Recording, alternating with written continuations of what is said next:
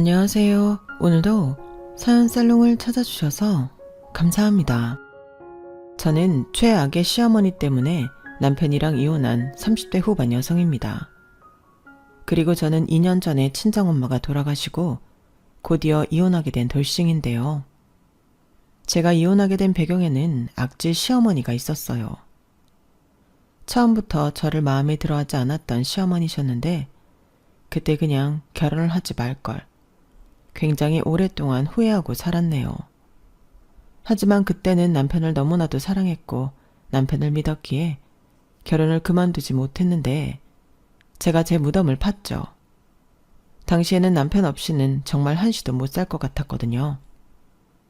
게다가 그때까지는 남편이 참 제 말이라면 죽는 신용도 하는 사람이었는데 시어머니가 아무리 저에게 뭐라고 해도 남편이 있으면 다 막아줄 거라고 생각했어요.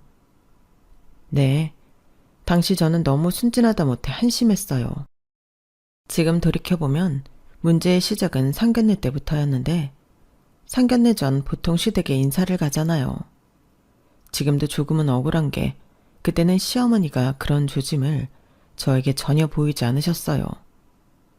게다가 남편도 그렇고 남편의 위인 누나들도 자기 엄마는 자식들에게 별로 관심이 없는 사람이라며 저더러 알아서 잘 살면 된다고 말을 해서 아, 그렇구나 생각했거든요.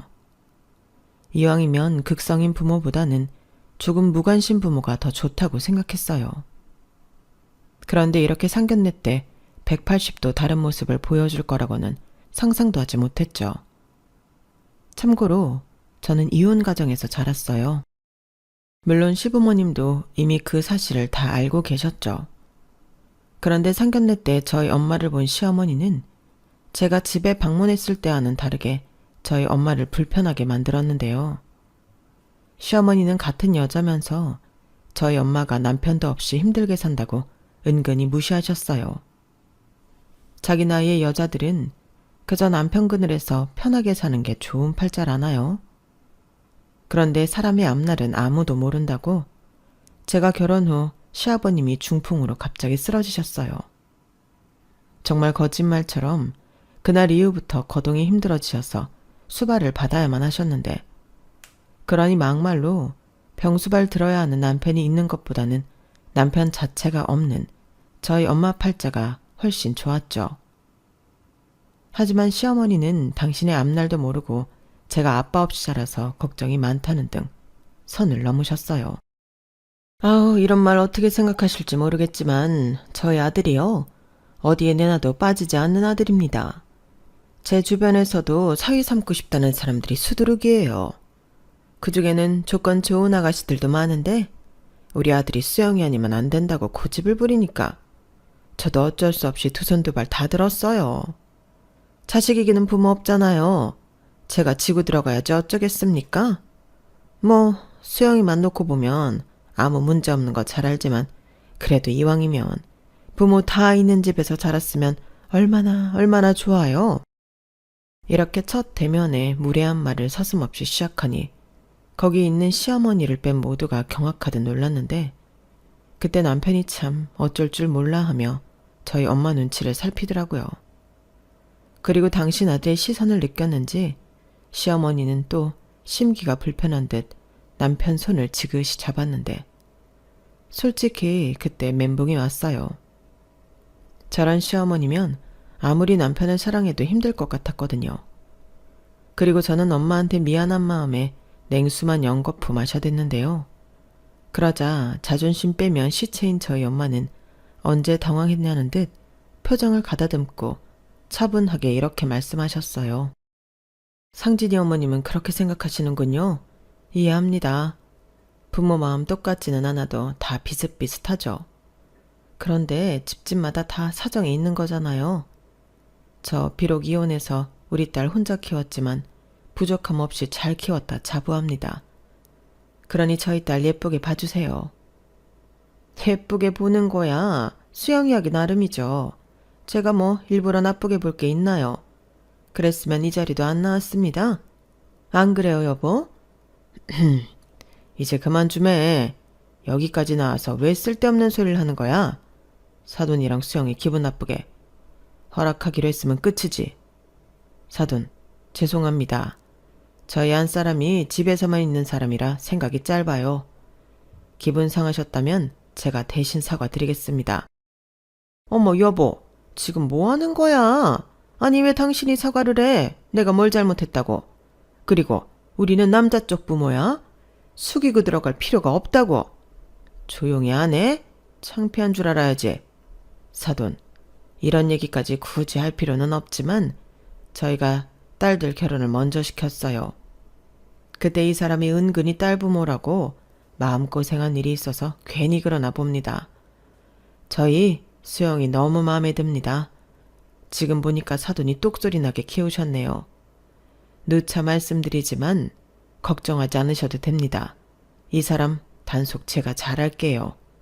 여보! 아닙니다. 자식 가진 부모 마음 다 똑같죠. 실은 저도 그래요.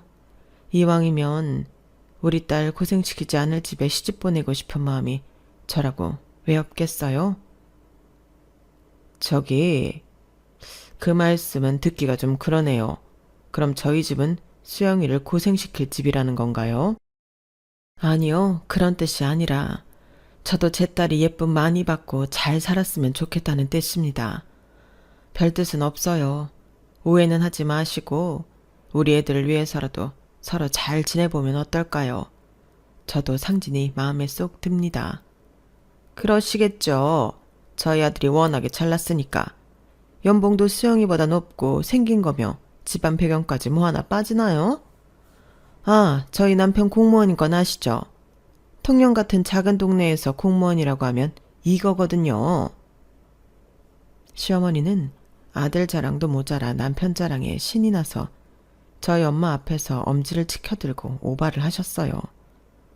그러자 이번에도 시아버님이 당장 그 손 내리라며 시어머니를 나무라셨고 그 옆에서 죄송하다고 쩔쩔매며 남편은 저희 엄마와 제 눈치를 살폈는데요. 저희 엄마는 굉장히 여유 있는 모습으로 괜찮다고 작은 소리로 남편한테 웃으며 말씀하셨어요. 하지만 저는 괜찮지 않았는데 그런 제 기분을 아셨는지 저희 엄마가 제 손을 잡아주시더라고요. 그러자 어쩐지 눈물도 왈칵 쏟을 것 같아 겨우 참았는데 집에 돌아오는 길 저희 엄마는 아무 일도 아니라는 듯 운전하시며 이렇게 말씀하셨어요. 인상 좀 피지? 곧 있으면 시집 간다고 설레발 칠 때는 언제고 왜 죽상이 됐어? 왜긴 미안해서 그러지. 어머니 진짜 왜 그러시지? 전에 통영 갔을 땐 안 그랬어. 원래 좀 모자란 옆에 애들이 꼭 그렇게 티를 내. 자기가 무시당할까봐 자기가 먼저 무시하는 거야. 그래도 시아버지 되실 분 괜찮던데? 엄마 기분 많이 상했지? 내가 미안해. 나 그냥 시집가지 말까? 다음에도 없는 소리 하네. 내가 너를 몰라? 그리고 엄마 기분 안 상했어. 기분은 네 시어머니가 상했겠지. 자기 편 들어줘야 하는 남편이 자기 망신시켰으니까. 나는 괜히 오늘 일 때문에 너 미운 털 박히는 거 아닌가. 그게 제일 걱정이다. 너 괜찮겠어? 솔직히 잘 모르겠어. 상견례 오기 전까지는 안 그랬는데 지금은 진짜 내가 잘하는 짓인가 모르겠다니까. 나 결혼하고 후회하면 어떡해? 아까는 안 한다고 하더니 그럴 마음은 아니었네. 그리고 후회하면 어때? 원래 대한민국 모든 기혼 여자는 결혼하고 다 후회하는 거야. 그러다 안 되겠다 싶으면 엄마처럼 이혼하면 되지. 이혼하면 뭐 큰일 나니? 엄마는 이혼한 거 후회 안 한다. 이혼 안 했으면 네 아빠 계속 돈 사고 쳐서 너 공부도 못 시켰어. 나도 알지. 그래서 나는 우리 엄마 대단하다고 생각하는데 우리 시어머니는 아무것도 모르면서 진짜 너무하셔. 원래 좋은 남편이랑 살면 와이프가 생각이 짧아. 무슨 고생을 해봤겠니? 공무원이면 따박따박 월급 나오고 딱 보니 네 시아버지 가족 마음고생 시킬 양반도 아니던데. 어떻게 보면 엄마는 네 시어머니 팔자 부럽긴 하다. 에이, 뭘 부러워해. 지금 보니까 동갑인데 완전 달라 보이더만. 엄마가 10살은 더 어려 보여. 말이라도 고맙다. 그리고 결혼 전에 잘 생각해봐.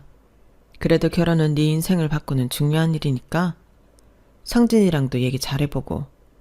너 아까부터 계속 전화 오는 거 상진이지? 지금 상진이가 제일 똥줄 탈 거다. 우리 엄마 귀신. 그래도 오늘은 얄미우니까 똥줄 타라고 내버려 둘 거야. 너도 엄한데 화풀이 하지 마. 상진이가 사고 쳤어? 그래도 화풀이 할 데가 없잖아. 몰라. 여차하면 결혼 안 해. 저는 당신은 진심이었는데 저희 엄마는 안 믿는다는 듯 고개를 절레절레 흔들며 연신 웃으셨어요. 그리고 감사하게도 상견례 일로 뒤끝은 없으셨는데 그 점을 남편이 가장 고마워했죠.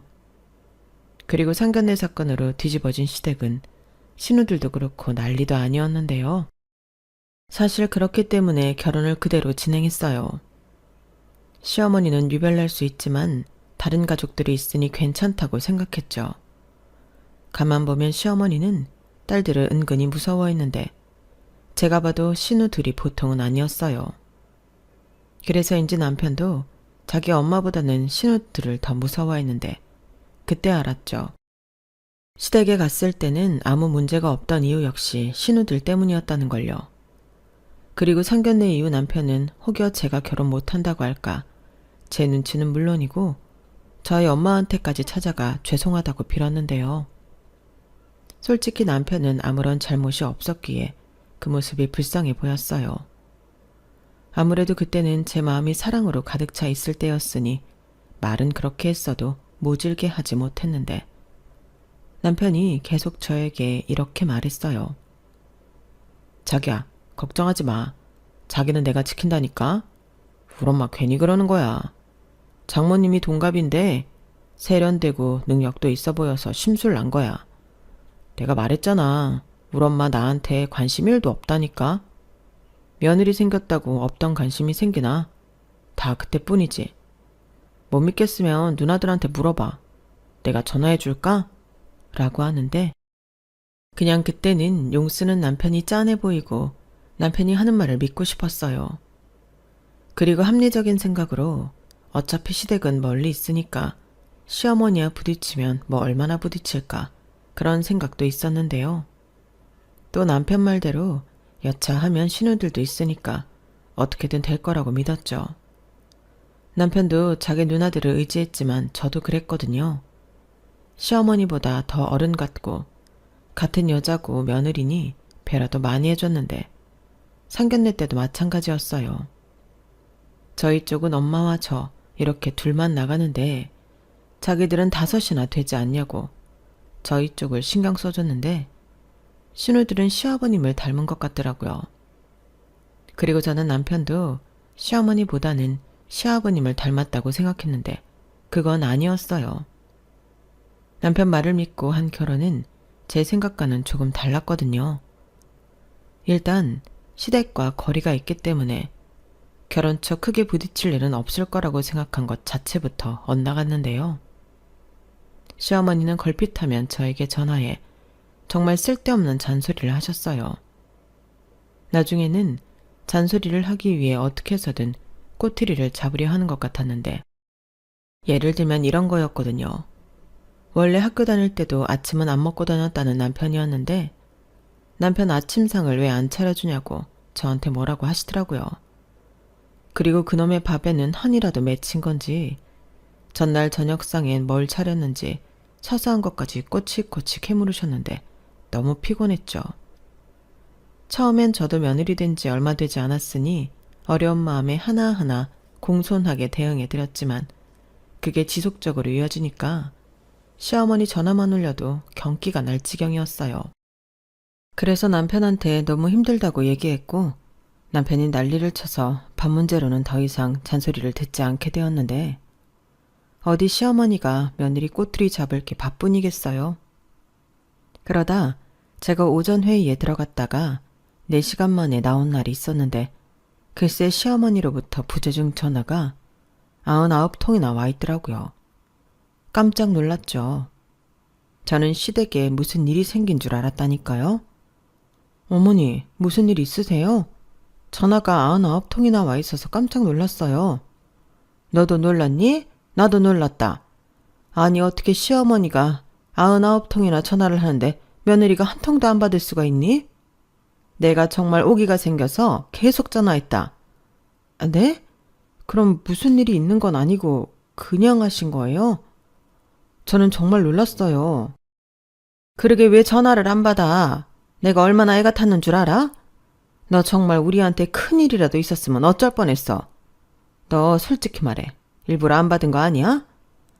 아니에요. 저 회의 들어갈 때 보안상 핸드폰 못 들고 들어가요. 뭐 그딴 회사가 다 있니? 정말 유난이다. 그리고 내가 전화한 이유는 전에 우리 아들 감기 기운 있다고 했잖아. 지금은 좀 어떠니? 어머니, 그게 궁금하셔서 저한테 99통이나 전화를 하신 거예요? 아니, 그런 게 걱정이 되셨으면 남편한테 전화를 하시면 되죠.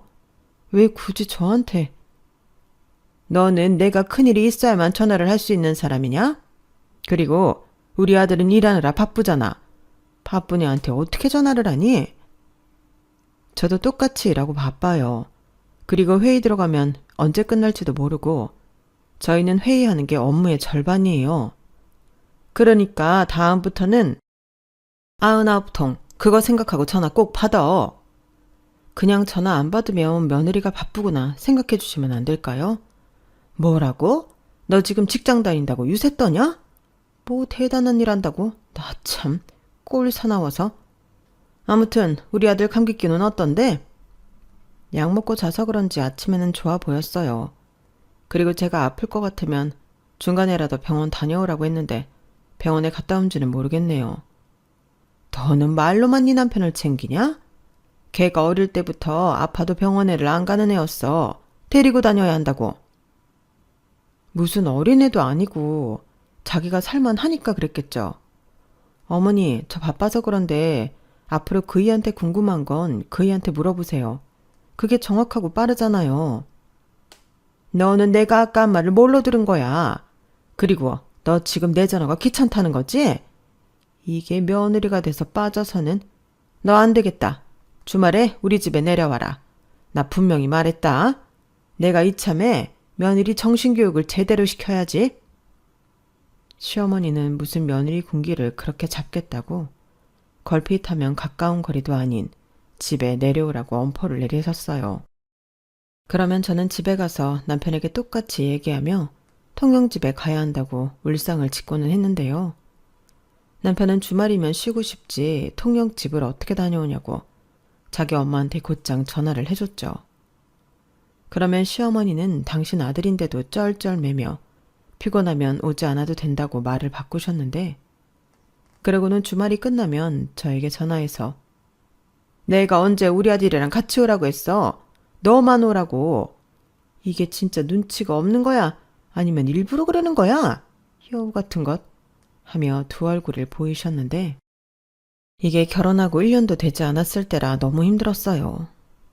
그러니 이런 제 모습을 보고 주변에서는 시어머니가 며느리 군기 잡으려고 작정한 거라고 혀를 차며 저를 걱정해 주기도 했는데 이게 말로만 듣던 고부 갈등의 시작인가 싶었죠. 아니 한참 신혼이라 즐겁기만 해도 모자란 시간인데 시어머니 때문에 매일같이 일해야 한다는 게 너무 짜증이 났어요. 그런데 남편은 자기 엄마랑 저랑 친해지려고 노력하는 거라며 방법이 서툰 거지 마음은 그렇지 않다고 알지도 못하는 말을 픽픽 했는데 이건 봐주고 안 봐주고 할 문제가 아니었죠. 거기에 무슨 순서라도 있는 것처럼 나중에 시어머니는 손주 타령까지 하셨는데요.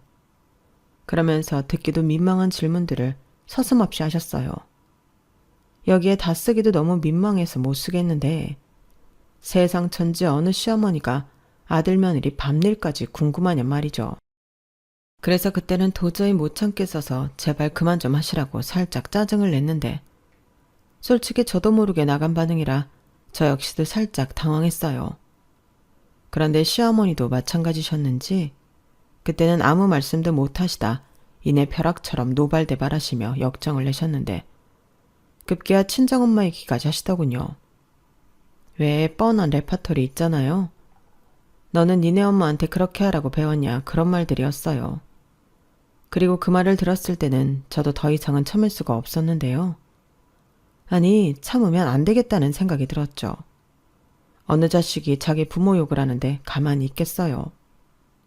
그래서 이번 기회에 싫은 건 싫다, 서로 조심할 건 조심하자, 제대로 이야기를 해볼 심상이었죠.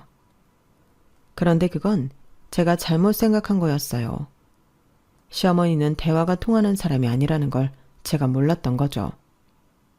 대화도 통하는 사람들이 하는 건데 시어머니는 제가 무슨 말을 하던 들을 생각도 없으셨고 오히려 자기를 공격하려 한다고 생각하셨는데 그러면서 계속 민망한 부부관계 이야기를 집요하게 물으셨죠. 자기가 알아야 한다고 바득바득 우기셨어요. 어머니, 제발 좀 그만하세요. 그런 질문은 저희 엄마도 안 하는 건데 제가 하물며 시어머니한테 그런 민망한 말을 어떻게 해요? 그런 건 저희가 알아서 할게요. 뭘 알아서 해?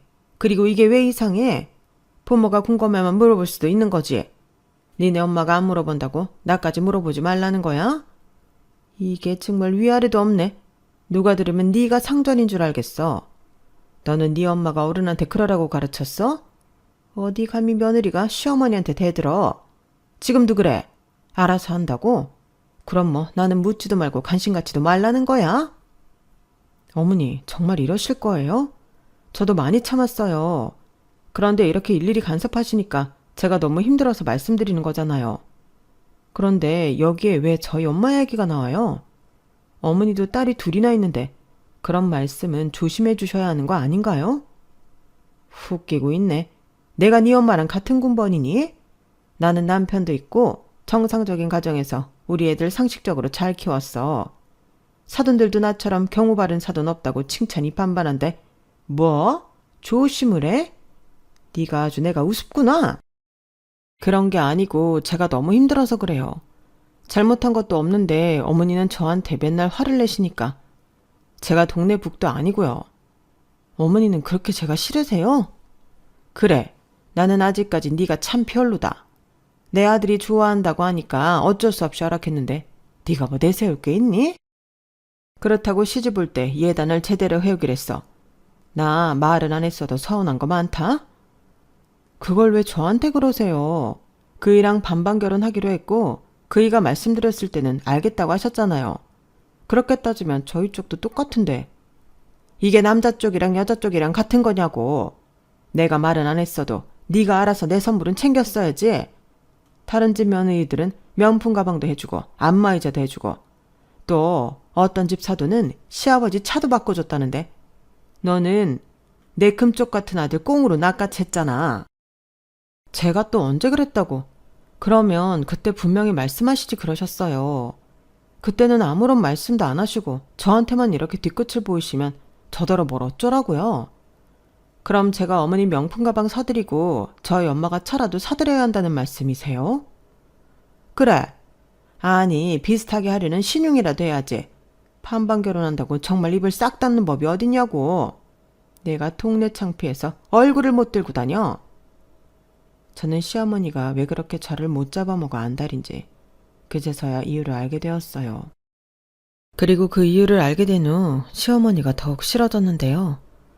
남편한테는 차마 니네 엄마 속물이라 싫다는 소리를 하지 못해서 그냥 속으로만 삭혔는데 지금 생각해보면 삭힌 게 아니고 남편이 믿지 않을 것 같아 말을 안 했던 것 같아요. 저도 반성하는 부분이지만 그때 당시 화풀이할 것이 없어서 남편한테 시어머니 얘기를 많이 했거든요. 어머니는 왜 그러는지 모르겠다. 괜한 걸로 꼬투리 잡는데 시어머니면 며느리한테 함부로 해도 되는 거냐.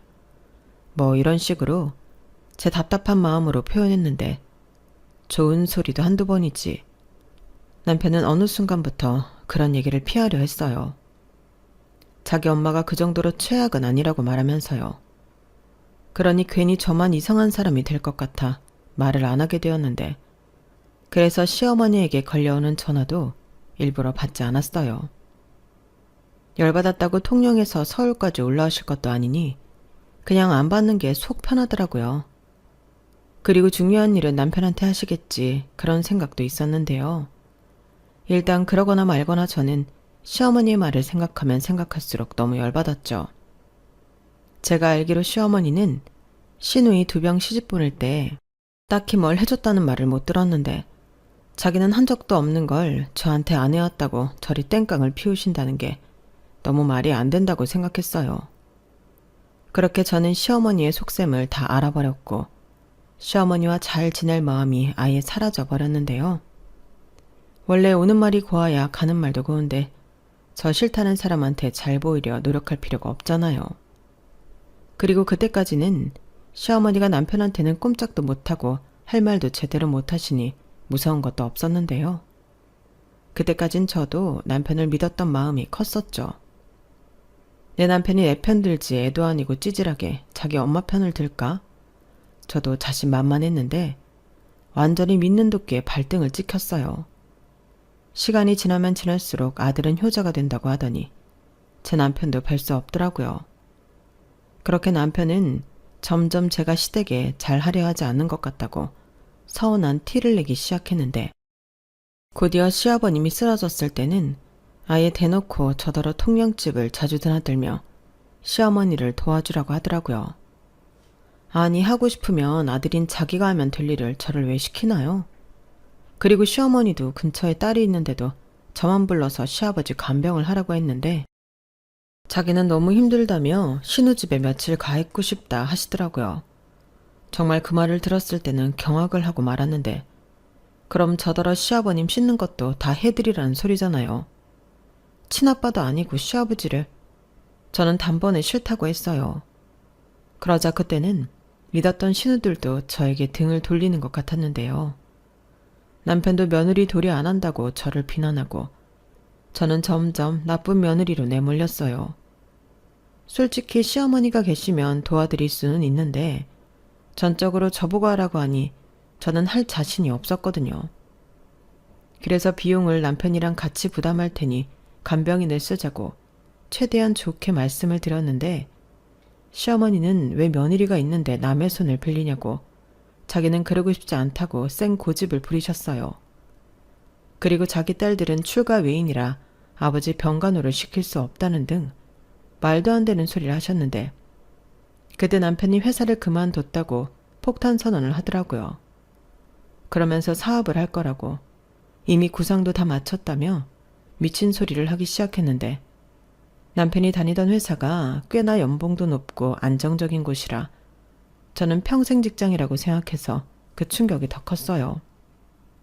하지만 남편은 부모가 아프니 더 큰 돈을 벌어야겠다는 생각을 하게 됐다며 때론 과감한 결정을 해야 한다고 말 같지도 않은 소리를 했고 어차피 사표도 수리되어 다 끝난 마당이라 저는 속만 태웠는데 남편의 사업은 잘 되기는 개뿔. 처음부터 삐걱거렸어요. 저는 남편이 무슨 돈으로 사업을 하나 궁금했는데 알고 보니까 시댁 명의를 넘겨받아 담보대출을 받았더라고요. 뭐 워낙에 오래된 집이라 2억 정도 받은 것 같았는데 자기 퇴직금에 어디서 투자받은 거 조금 있다고 그렇게 사업을 시작한 거였어요. 원래도 남편이 영업을 하면서 여기저기 바람 넣는 사람들이 많았거든요. 하지만 누가 옆에서 책임을 진다고 그 말을 다 믿나요? 그런데 남편은 그런 사람들 말만 듣고 사업에 뛰어들었고 자기가 하면 다 잘 될 수 있을 거라고 오만함에 빠져 살았는데 투자받으려면 보이는 게 중요하다고 차도 외제차로 바꾸고 자기는 돈 꾸는데 열중했어요. 하지만 돌아오는 결과물은 하나도 없었는데 당연하죠. 같은 영업이라도 회사 간판 달고 나가는 거랑 자기 개인 사업하러 나가는 거랑 같겠어요? 이렇게 아무것도 모르는 저도 다 아는 걸 남편만 모르더라고요. 그리고 자기 아들 사업하라고 집을 넘긴 시어머니는 그 유세를 저에게 떨기 시작하셨는데 마치 저한테 집을 넘겨준 것처럼 그렇게 저한테 가진 생색을 다 내셨죠.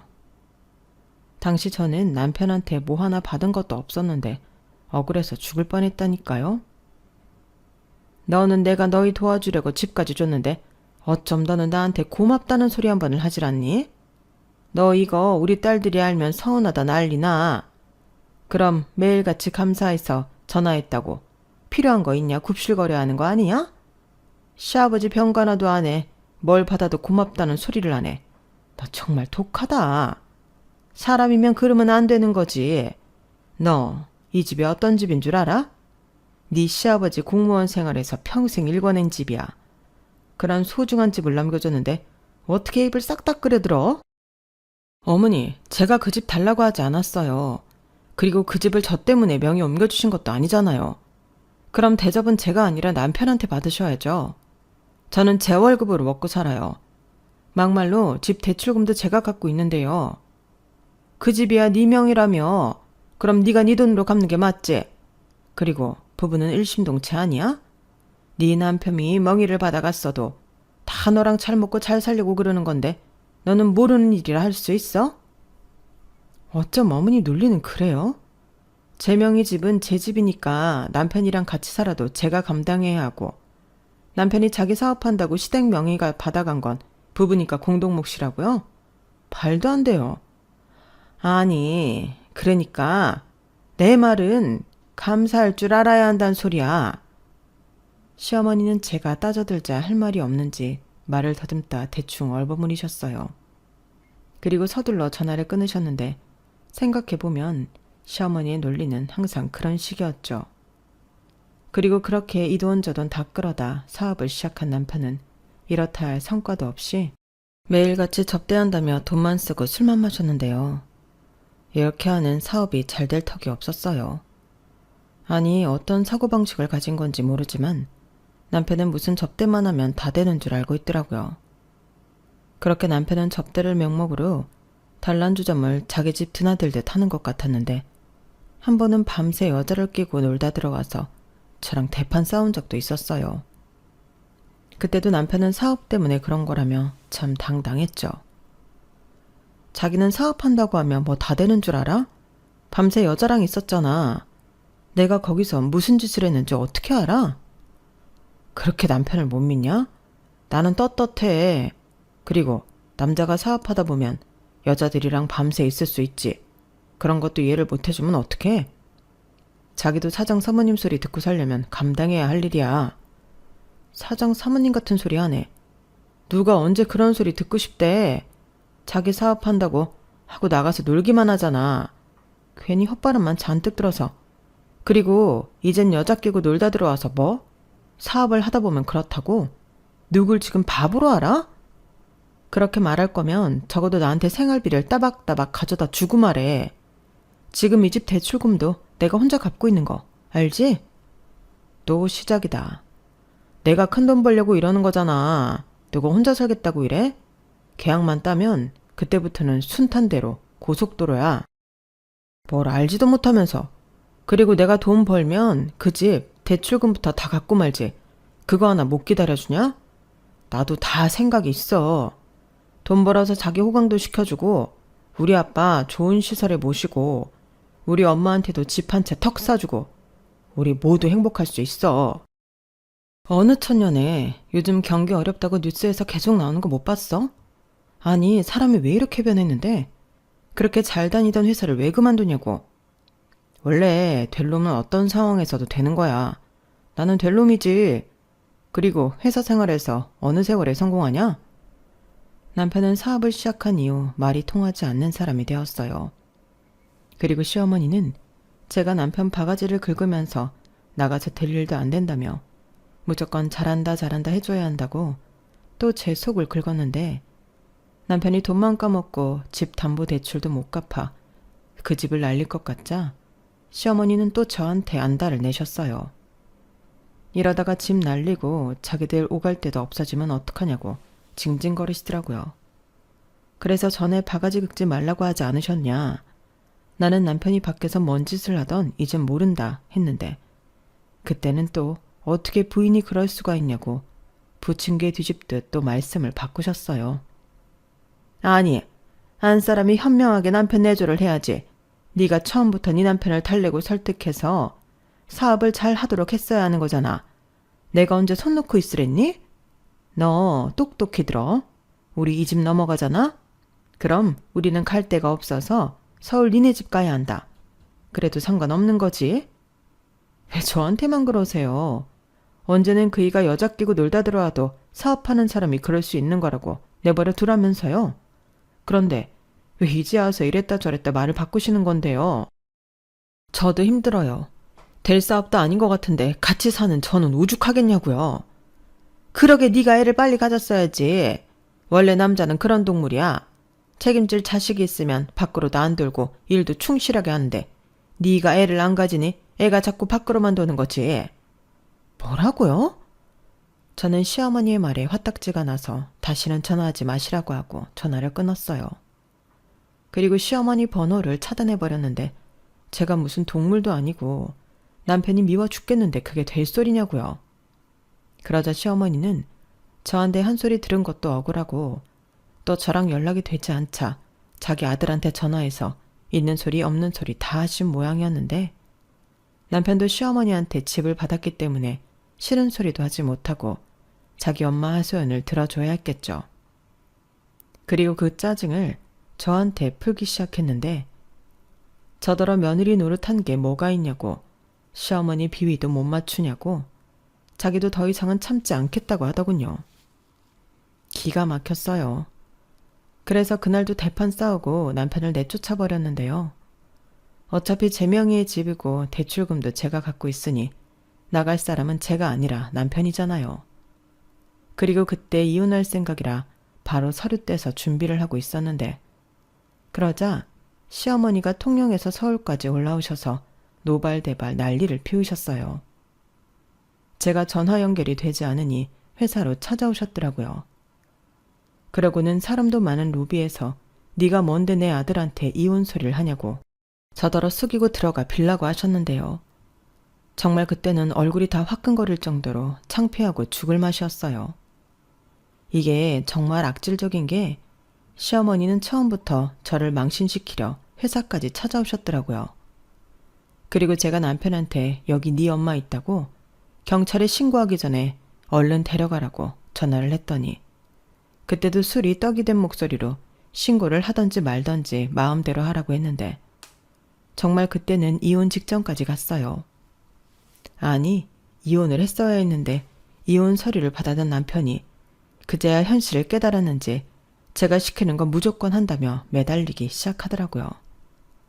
제가 원하면 사업도 그만두고 다시 취직해 착실하게 월급 생활을 하겠다고 했는데 저는 그런 행동으로 보이라고 말미를 한 달을 줬어요. 딱 보니 이미 사업한다고 갖다 쓴 돈은 바닥이 난 지 오래였고 자기 앞으로는 빚밖에 없으니 저랑 헤어지면 답이 없었던 것 같았는데 그러다 대학 선배로부터 베트남에 일자리가 있다는 소개를 받게 되었어요. 어차피 계속 얼굴 보고 있으면 부하가 치미는데 잘됐다 싶었죠. 그래서 곧장 남편에게 말을 했는데 솔직히 남편은 썩 마음에 들어하지 않더라고요. 하지만 지금 찬밥 더운 밥을 가릴 처지가 아니었기에 남편은 베트남행을 결정했고 기숙사가 있어서 숙식을 모두 해결할 수 있으니 버는 족족 저에게 보내기로 했어요. 그러자 이번에도 시어머니는 제가 남편이 해외에서 힘들게 번 돈 가로챈다고 생각했는데 남편 앞으로 쌓인 빚을 해결하기 위함이었죠. 그래서 사시는 집 지키려 하는 거라고 제가 단호하게 말씀을 드리자 입만 삐죽거리며 꼭 자기 아들이 먼 타국에 가야 하는 거냐고 저에게 울먹거리셨는데요. 여기도 일자리 많잖아. 꼭 그 멀리까지 가야 하니? 나는 내 새끼가 먼 타국에 가서 혼자 고생할 거 생각하면 밤에 잠도 안 온다. 그러지 말고 네가 좀 받아오. 너도 돈 벌잖아. 제가 버는 건 지금 살고 있는 집 대출금 갚아야죠. 그리고 베트남에 가는 게 최선의 선택이에요. 무슨 중노동하러 가는 것도 아닌데 좋게 생각하세요. 평생 있을 것도 아니고요. 5년 금방 가요. 금방 같은 소리 안 해. 5년이 얼마나 긴데 네가 애가 없어서 내 속을 몰라서 하는 소리지. 지금 찬밥 더운 밥 가릴 때가 아니라는 게 팩트예요. 5년만 고생하면 지금 갖고 있는 빚 대충 다 정리할 수 있다고 하는데 그럼 눈 딱 감고 해야죠. 저 그렇게 한다는 조건으로 이혼 보류한 거예요. 그래, 아무리 생각해도 그것 때문 같아. 우리 아들이 안 그러면 그런 걱정을 할 애가 아닌데. 네가 내 아들을 사지에 몰았잖아. 사지라뇨. 거기도 다 사람 사는 곳이에요. 요즘은 또 얼마나 잘 되어 있는데요. 나쁜 년? 바늘로 찔러도 피 한 방울 안 날 독한 년. 차라리 사업을 계속하고 있는 게 낫지. 네가 접대 못하게 하니까 애가 이도저도 못하고 망한 거잖아. 이번에도 제 탓이에요. 그럼 그냥 이혼할게요. 자꾸 제 탓만 하시는데 저만 없어지면 되겠네요. 어떻게 지금이라도 그이한테 연락해서 이혼할까요? 저는 눈에는 눈, 이에는 이라는 마음으로 시어머니에게 지지 않고 대들었어요. 그러자 이번에도 시어머니는 더 이상 아무 말씀도 못하시고 꼬랑지를 내리셨는데 더는 저랑 상대가 되지 않는다고 생각해 포기하신 건지 아니면 분해서 그러신 건지 저에게 연락하지 않으셨어요. 제 입장에서는 땡큐였죠. 그리고 남편은 베트남으로 출국을 했는데요. 솔직히 그때부터 살만했어요. 일단 매달 따박따박 남편이 버는 돈이 들어와 남편 빚을 조금씩 해결하고 또 일부는 적금도 들며 5년 이후의 생활을 계획하게 되었는데 떨어져 지내다 보니 나빴던 사이도 조금씩 애틋해지기 시작하더라고요.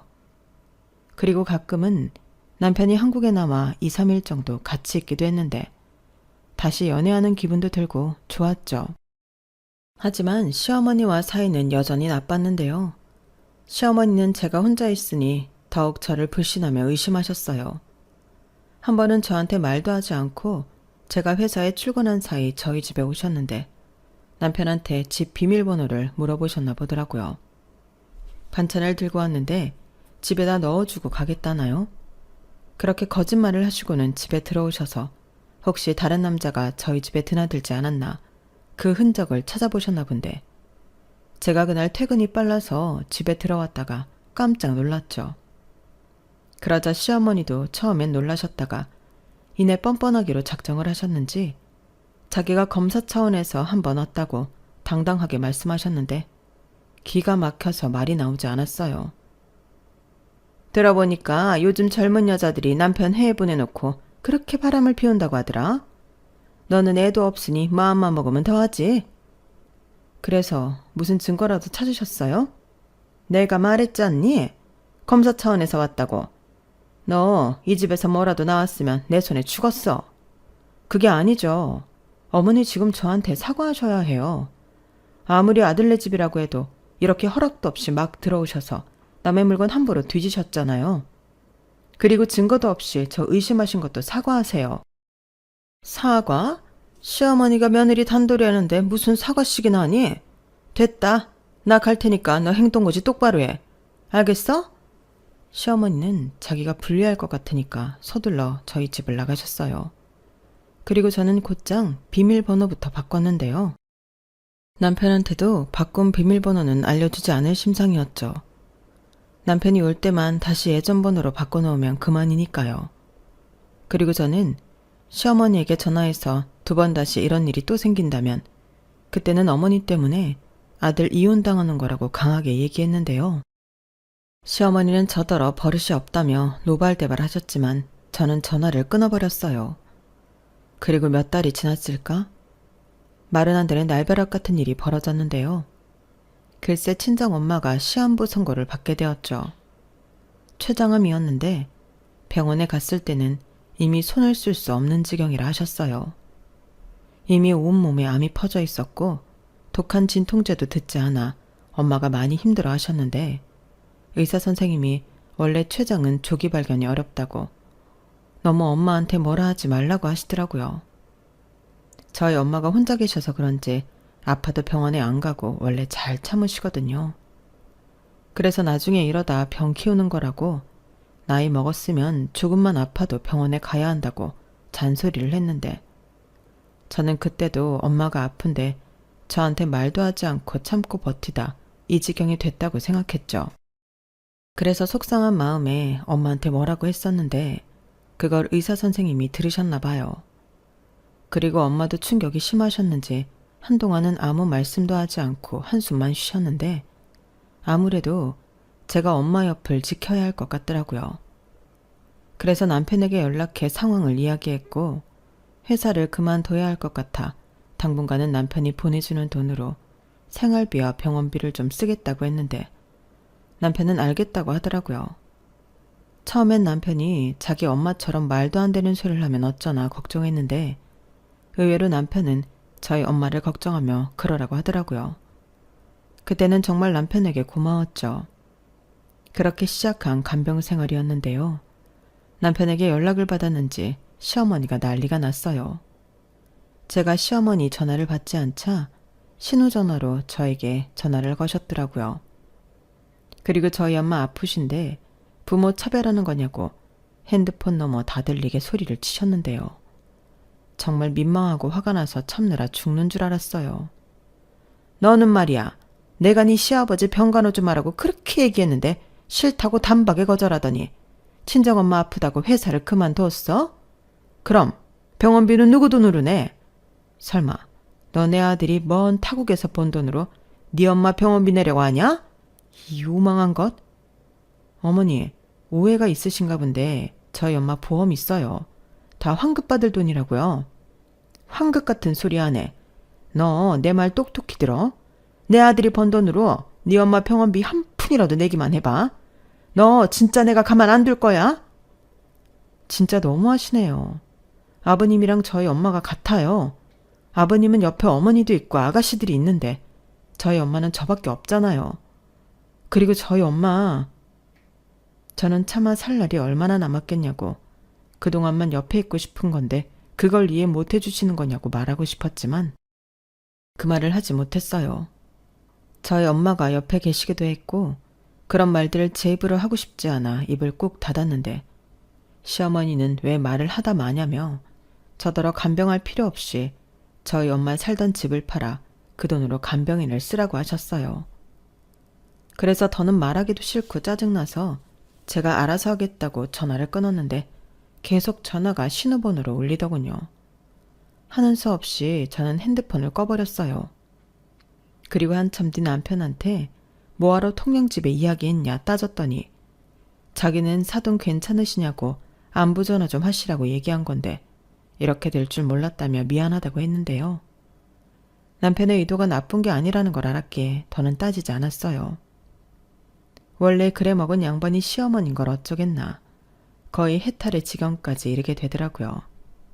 그리고 그때는 친정엄마 걱정에 다른 건 그다지 생각하고 싶지 않았는데요. 그렇게 꼬박 7개월 남짓을 살다 저희 엄마는 하늘나라로 떠나셨어요. 마지막엔 저에게 고맙다고 미안하다고 눈물을 흘리시고 가셨는데 정말 많이 울었죠. 그리고 장례를 치러야 하기에 망설이다 시댁에 연락을 드렸는데요. 시어머니에게 돌아온 대답은 못 오신다는 거였죠. 내가 네 시아버지를 두고 어딜 가니? 그리고 집안에 아픈 사람 있을 때는 장례식에 가는 것도 조심스럽다. 부정 타면 어쩌니? 줄초상 치를 수는 없잖아. 괜히 서운해하지 말고 엄마 잘 보내드려. 그리고 우리 아들도 먼 길 왔다 갔다 시키지 말고 오지 말라고 해라. 네? 어머니, 그래도 이건 아니죠. 그이는 사위인데. 그래, 사위지. 아들은 아니잖아. 그러게, 너는 왜 내 아들을 그 먼 타국으로 보냈냐? 왔다 갔다 비행기 값만 얼마야? 그리고 장례 치르고 돌아가면 얼마나 피곤하겠니? 나는 내 아들이 먼저다. 저는 시어머니의 말에 이게 무슨 가족인가 허탈한 생각이 들었어요. 그리고 이런 시어머니를 앞으로 더 보고 살아야 하는 것 자체가 지옥 같아서 남편과 이혼해야겠다고 마음을 정했는데요. 남편에게는 올 필요 없다고 통보를 했고 남편은 그런 게 어딨냐며 귀국을 했더군요. 그래서 온 김에 그럼 이혼 서류에 사인이나 하고 가라고 말했는데 남편이 왜 그러냐고 자기는 죽어도 저랑 헤어질 수 없다고 했죠.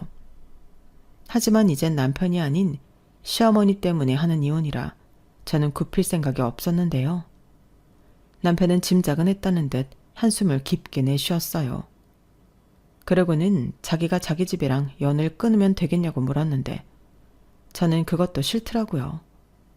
그래서 정말로 나를 생각해준다면 좋게 헤어져 달라고 말했는데 남편은 그때도 그럴 수 없다고 하더군요.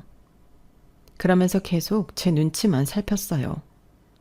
그런 와중에 장례 절차는 발인까지 모두 끝이 났고 저는 친정엄마 집을 정리하러 갔는데 무슨 일인가 도어락이 다른 기계로 바뀌어 있더군요. 번호도 바뀌었는지 계속 경고음이 들렸어요. 이상한 일이었죠. 제가 얼마 전까지만 해도 집에 가서 엄마 물건을 가지고 왔었는데 너무 이상한 일이었어요. 그리고 제가 당황하자 저를 쫓아온 남편이 초인종을 누르며 안에 사람 있어요? 저기요, 안에 계시면 문 좀 열어보세요.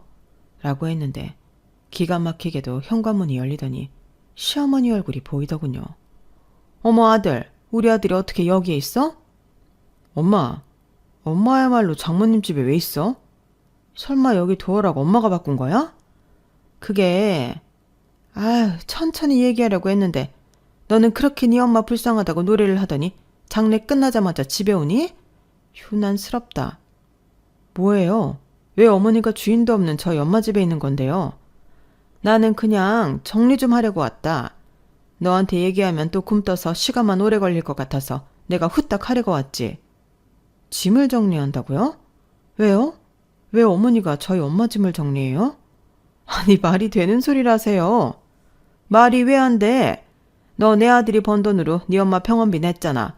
그럼 이 집은 내 거지. 여기 싹 정리해서 새놓을 거야. 그래야 쌤쌤이지. 엄마, 제정신이야? 돌았어? 아니 그게 무슨 소리야? 너야말로 엄마한테 그게 무슨 말버릇이야. 그럼 너는 네 돈으로 병원비 썼다는데 아깝지도 않아? 너 엄마 아빠 사는 집도 가져가서 날릴 뻔했잖아. 그래서 지금 장모님 집이라도 가지겠다는 거야? 엄마, 진짜 제정신 아닌 거지? 왜 제정신이 아니야? 어차피 이 집 죽은 사람 거고 너는 여기 사위인데 네 목도 있는 거지. 저는 뻔뻔한 시어머니를 보며 더는 못 참겠어서 경찰에 신고를 했어요. 아무리 사돈지간이라도 이건 무단 가택 침입에 도어락까지 자기 마음대로 바꿨으니 재물 손괴로 책임을 물어야겠다고 생각했는데 경찰이 금방 도착하자 시어머니가 많이 당황하시더군요. 그렇게 뻔뻔하고 당당하게 나오시더니 경찰은 무서우셨나 봐요. 그리고 저는 남편에게도 이것 보라고 나는 더 이상은 감당도 안 되고 너무 힘들다고 합의 이혼 못하면 소송이라도 하겠다고 선언했는데 그때는 남편도 아무 말을 하지 못했어요. 그리고 저에게 지금까지 숨겨놓았던 비밀이 있다고 털어놓았는데 그 말을 들었을 땐 뭐랄까 정말이지 미쳐버릴 것만 같았어요.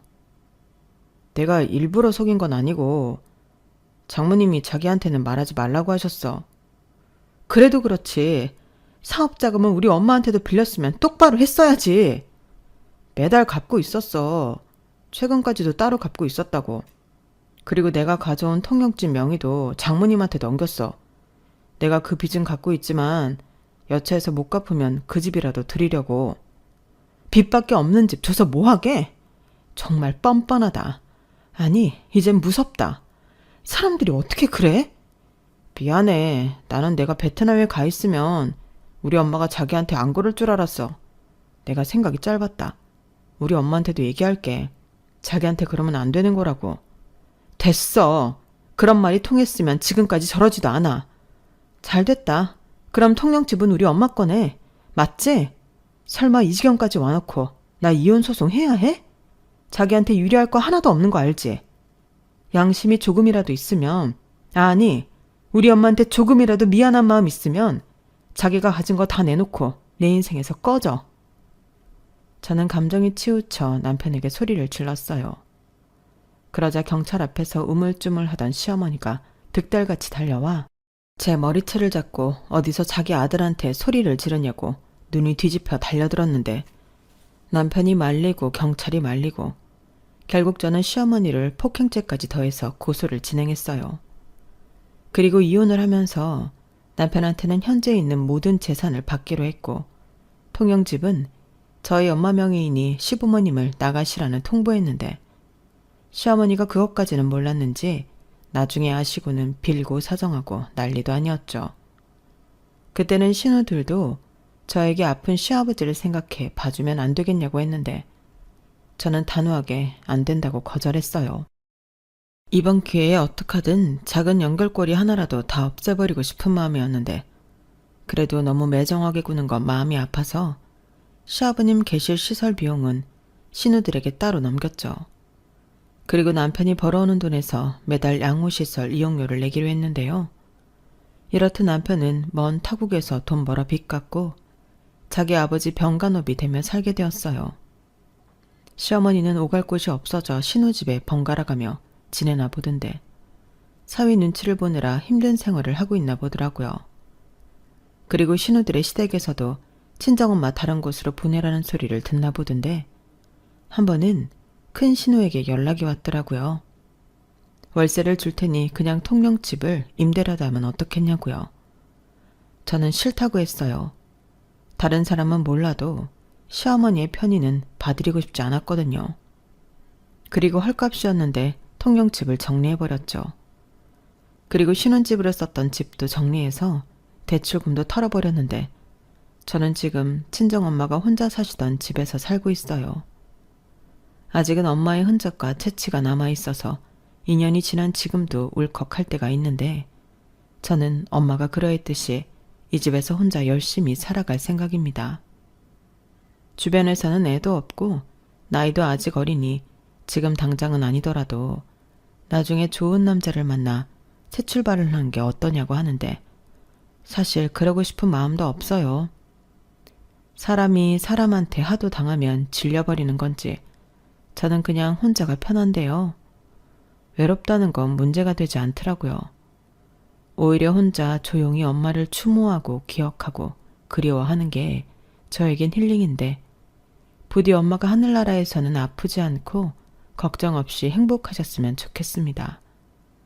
그리고 거꾸로 시어머니는 당신이 한 짓 그대로 고통받고 눈치 보며 내내 괴롭게만 사시길 바라는 마음인데요. 이미 남이 된 마당에 그런 악감정을 가질 것이 뭐가 있냐고 생각하실 수도 있지만 저는 시어머니를 영원히 용서하고 싶지 않습니다. 사람이 그러면 안 되는 거잖아요. 아무리 나이를 먹었다고 해도 나쁜 짓을 했으면 그 대가를 받아야죠. 아니, 오히려 그 대가는 자신이 그토록 사랑하는 아들이 받지 않았나 싶긴 한데 그것도 어떤 의미는 시어머니에겐 벌이 될 수 있겠네요. 부디 남은 인생 오래오래 불행하시길 바라며 제 사연은 여기서 줄이도록 하겠습니다. 저는 현재 마음을 다시 회복하는 중이에요. 곧 다시 복직도 생각하고 있는데요. 남은 제 인생 제가 열심히 살아갈 수 있도록 많은 응원 부탁드립니다. 그럼 지금까지 제 사연 함께 해주셔서 감사드리고요. 건강하시고 행복하세요.